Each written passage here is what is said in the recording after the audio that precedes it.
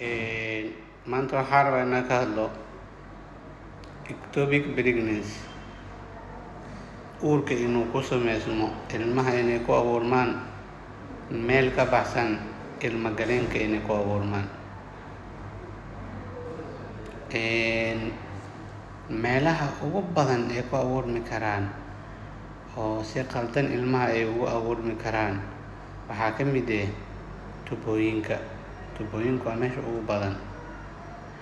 Waxay kaloo ilmaha ku abuurmi karaan oo dhici karto minka afkiisa hore inay ku abuurmaan.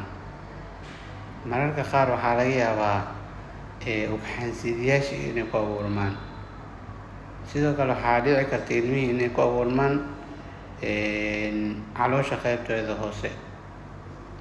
Meelahaas oo dhan ilmihii si qaldan ay ugu abuurmi karaan. Uurka noocan oo kale ma ahan mid sii jiri karo, waayo cunugii ma suuragelayso inuu meesha ku weynaado, ma suuragelayso. Waxaa muhiim ah marka ilmihii in hooyadii laga soo saaro. Haddii xilliyadii hore ay tahay xilli hore, hadday tahay daawooyin iyo waxaas in la isticmaalo.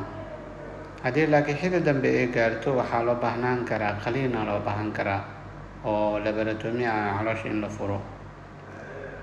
Calaamadaha lagu garan karo waxaa ka